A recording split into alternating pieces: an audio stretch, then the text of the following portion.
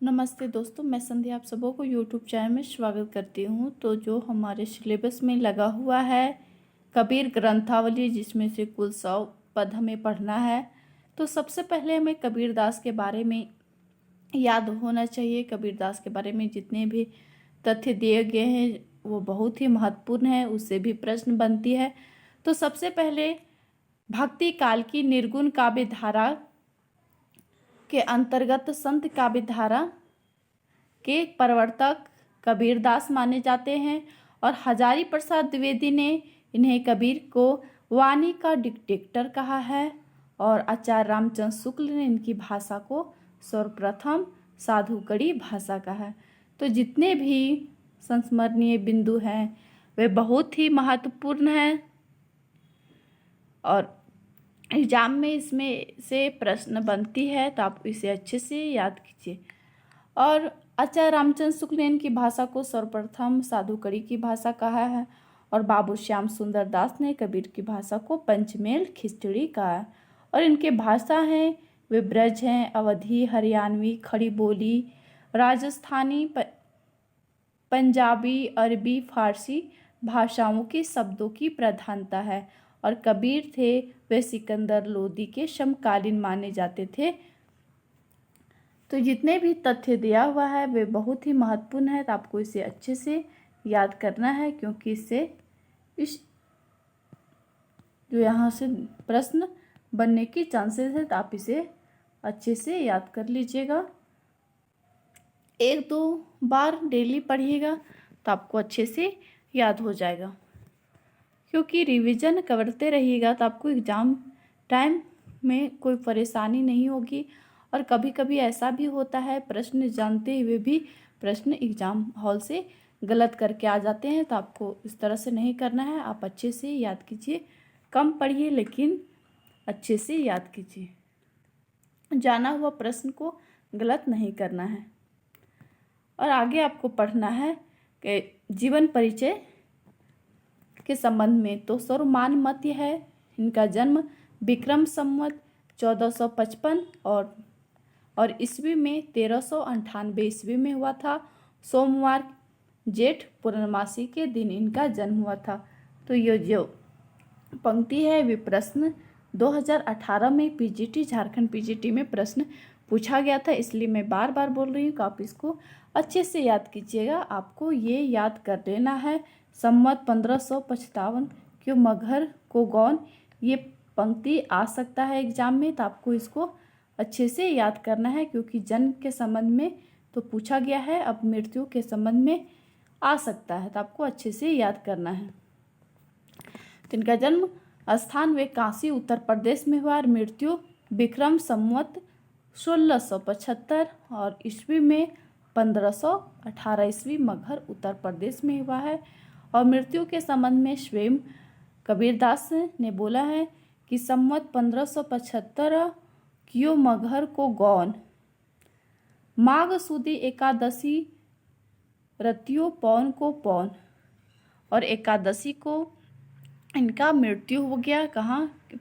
तो इस तरह से प्रश्न आ सकता है कि कबीरदास का मृत्यु क्या हुआ है, तो मगहर उत्तर प्रदेश में और जन्म काशी उत्तर प्रदेश में हुआ है। जन्म स्थान काशी और मृत्यु मगहर में।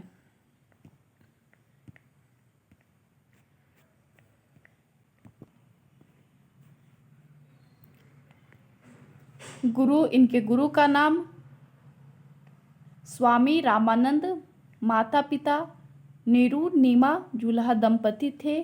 एक लोक श्रुति के अनुसार लोगों द्वारा सुना कहा गया है, बताया जाता है कि कबीर का जन्म एक विधवा ब्राह्मणी के गर्भ से हुआ है, जिनसे लोक लाज के भय से बालक कबीर को काशी के लहरतारा तालाब के किनारे छोड़ दिया गया था और निसंतानहीन नीरू नीमा नामक जुल्हा दंपति ने इन्हें लालन पालन पोषण किया। और कबीर की पत्नी लोई, पुत्र कमाल, पुत्री कमाली। तो आपको ये भी याद करना है अच्छे से।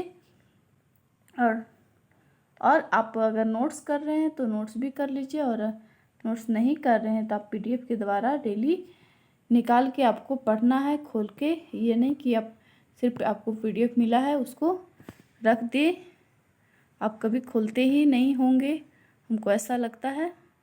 अगर खोलते हैं तो अच्छी बात है, पढ़ रहे हैं। और ये बिंदु को आपको अच्छे से याद करना है, इसको आपको कॉपी में लिखना है क्योंकि ये बहुत ही महत्वपूर्ण है, इससे प्रश्न बन सकती है। तो कबीर ने स्वयं कहा है, मसी कागज छुओ नहीं, कलम गयो नहीं हाथ। ये तथ्य को आपको याद करना है। ये भी प्रश्न आ सकता है कि किनके द्वारा कथन है, किनके द्वारा कहा गया है। बोली हमारी पूरब की हमें लखो नहीं कोई, कबीर ने अपनी भाषा के बारे में कहा है। और डॉक्टर नगेंद्र ने लिखा है कि कबीर द्वारा जो रचित कुल 63 रचनाओं का उल्लेख है, जिनमें से सिर्फ 43 रचनाएं प्रकाशित हुई हैं। और 1464 ईस्वी में कबीर के जो शिष्य धर्मदास ने उनकी रचनाओं का संकलन बीजक नाम से किया है। तो धर्मदास ने उनकी रचनाओं का संकलन बीजक नाम से कब किया है, ये भी प्रश्न बन सकती है। तो आपको मैं बार बार बोल रही, ये तथ्य को आपको कॉपी में नोट करना है और इसको आपको अच्छे से याद करना है। साखी पढ़ने से पहले हमें कबीर से संबंधित जितने भी तथ्य हैं उसको अच्छे से याद करना है। तो बीजक में कुल 3 भाग हैं। बीजक के कितने भाग हैं? तो 3 हैं। तो ये भी प्रश्न आ सकता है कि कौन कौन सा भाग है। जैसे प्रश्न 2 बीजक जो भाग है उसका 2 सही दिया हुआ रहेगा, 1 गलत दिया हुआ रहेगा, बोलेगा इनमें से कौन नहीं है। तो इस तरह से भी प्रश्न बनती है, तो आपको अच्छे से याद करना है। तो साखी है, शबद और रमणी। तो साखी में दोहा, साखियाँ शिक्षा और समाज के उपदेश हैं और भाषा साधु कड़ी हैं।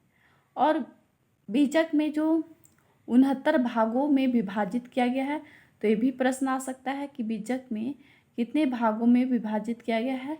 तो 69। तो हमें सिर्फ 100 पद ही पढ़ना है, जिसमें से प्रथम पद पढ़ना है गुरुदेव को अंग, और दूसरा अंग में हमें पढ़ना है सुमिरन को अंग, और तीसरा पद हमें पढ़ना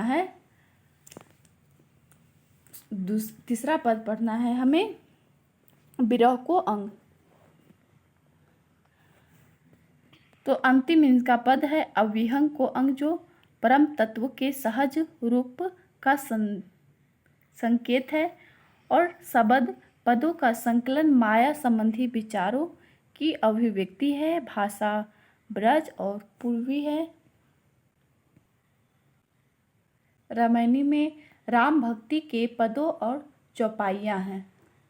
तो जो राम भक्ति के जो पद और चौपाइयाँ, ईश्वर विषयक विचार, शरीर रचना एवं मानव आत्मा की मुक्ति विषयक विचार हैं। भाषा ब्रज और पूर्वी है। तो कबीर की रचनाओं के 3 पक्ष स्पष्ट उभर कर सामने आते हैं। पहला खंडन उन्होंने किया है, उसमें दूसरा में धर्म एवं समाज सुधार, और तीसरा आत्मानुभूति है। तो ये 3 पक्ष हैं कबीर के रचनाओं में।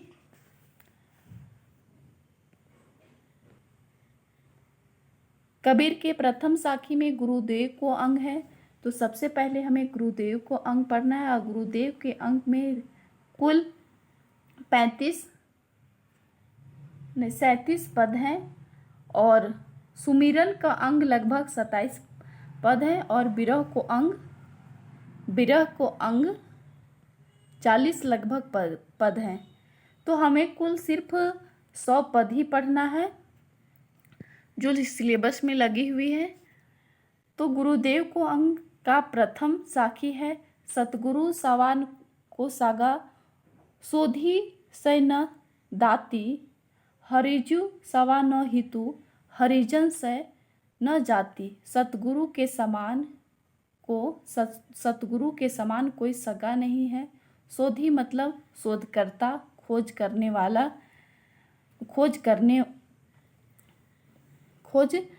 वाला के समान, मतलब शिष्य के समान और कोई दानी नहीं है, अन्य कोई दानी नहीं है। जो अपने सद्गुरु को अपना सर्वस्व दान अहंकार को त्याग कर देता है और परमात्मा के समान कोई हितैषी नहीं, हरिजु सवा न हितु। तो हरिजु परमात्मा को बतलाया है, तो परमात्मा के समान कोई अपना हितैषी नहीं है, और हरिजन अर्थात भक्तों के समान कोई जाति नहीं है। तो ये साखी में हमें यही पढ़ना है, और यह बहुत ही सरल शब्दों में है, आपको अच्छे से पढ़ना है। अगर आप डेली 1-2 साखी भी पढ़ रहे हैं तो एग्ज़ाम टाइम आपका कंप्लीट हो जाएगा। और मैं डेली 1-2 साखी आप सबों के समस्त लाऊंगी। तो आज के लिए इतना ही। तो अगर आप लोग को मेरा वीडियो अच्छा लगा हो तो मेरे चैनल को लाइक कीजिए। अभी तक सब्सक्राइब नहीं किए हैं तो मेरे चैनल को सब्सक्राइब भी कीजिए, और कमेंट करके बतलाइए कि आपको कैसा लगा। अगर मुझसे कहीं त्रुटि रह जा रही है तो उसे भी आप कमेंट करके बतला सकते हैं, मैं उसे सुधारने की कोशिश करूँगी। तो आज के लिए इतना ही।